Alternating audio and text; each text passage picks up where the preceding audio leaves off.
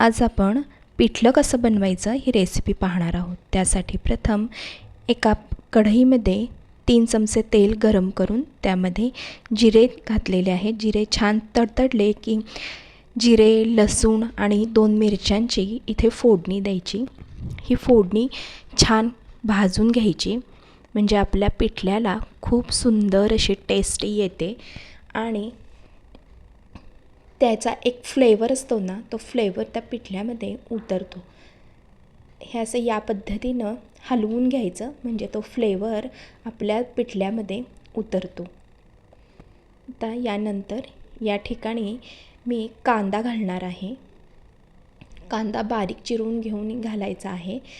कांद्यानं पिठल्याची चव अतिशय वाढते आणि कांद्याशिवाय पिठलं हे अपूर्ण असतं।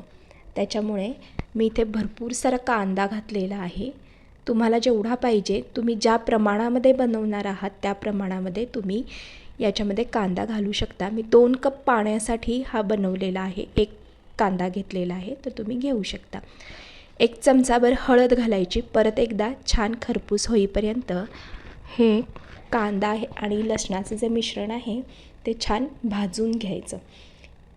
ही प्रोसेस इथे खूप महत्त्वाची आहे। याच्यामुळेच आपल्या पिठल्याला छान चव येते। जितका जास्त आणि जितका कमी आणि मंद गॅस करून आपल्याला भाजता येईल तेवढा इथे कांदा भाजून घ्यायचा आहे। मी प्रथम 1 कप पाणी वापरलेले आहे।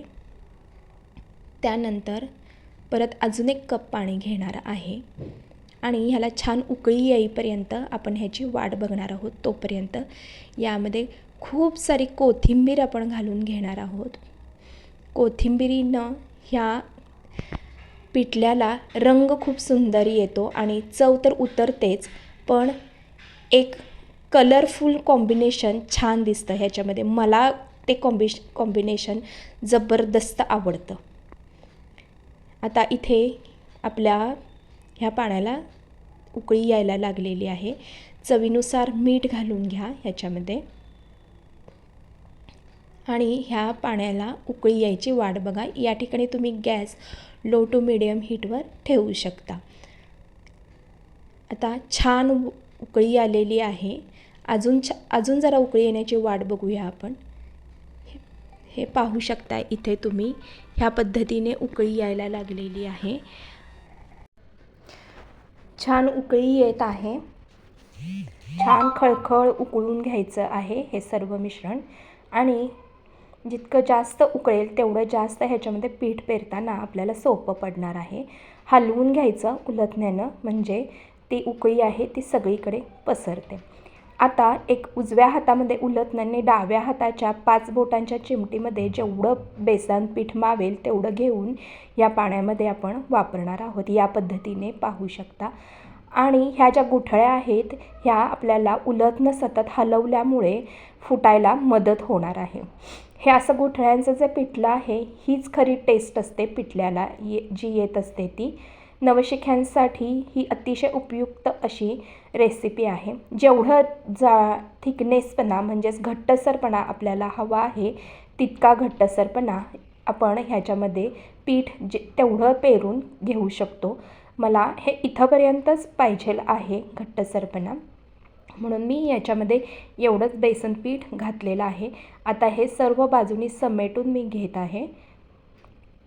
समेटून घेतल्यानंतर हे या पद्धतीने सतत हलवत राहायचं म्हणजे त्या गुठळ्या काय होतात त्याच्यामध्ये सगळ्या निघून जातात किंवा विरघळतात आणि विरघळल्यामुळे त्या प्रत्येक ठिकाणी आपण जे मीठ वगैरे जे घातलेलं आहे, जी आपली फोडणी आहे ती त्या ठिकाणी जास्त एकजीव व्हायला मदत होते। पाहू शकता इथे उकळी यायला लागलेली आहे।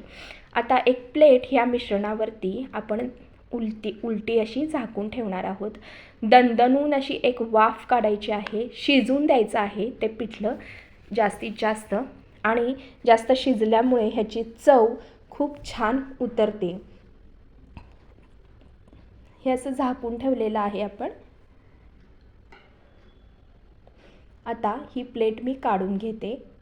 छान अशी वाफ आलेली आहे पाहू शकताय तुम्ही आणि हे परत एकदा मी हलवून घेते आहे। परत आता कढई खाली घेतलेली आहे. हे आता आपण छान सर्व करूया, प्लेट तयार करूया. 5 स्टार रेस्टॉरंटमधल्या जेवणापेक्षा ह्या थाळीला अतिशय उत्तम अशी चव येते. तुम्ही करून बघा आणि मला कमेंटमध्ये नक्की पाठवा. आणि तुम्हाला जरी माझी ही रेसिपी आवडली असेल तर नक्की माझ्या चॅनेल सबस्क्राईब करा. गाजराची चटणी आहे ही. या गाजराच्या चटणीची देखील रेसिपी मी पुढच्या व्हिडिओमध्ये पाठवणार आहे. आणि भाकरी आहेत, ह्याचीसुद्धा रेसिपी मी अपलोड करणार आहे. ती नक्की पहा तुम्ही. चवीसाठी इथे पातीचा कांदा आहे. रेग्युलर कांदा जरी तुम्ही वापरला तरीसुद्धा चालतो. अतिशय उपयुक्त असं दुपारच्या जेवणासाठी 2 भाकरी, पिठलं आणि चटणी. वाह, अजून काय पाहिजे ह्याच्यापेक्षा जास्त आपल्याला. तर करून बघा आणि मला सबस्क्राईब करा. कमेंटमध्ये तुमचा रिप्लाय नक्की द्या. थँक्यू.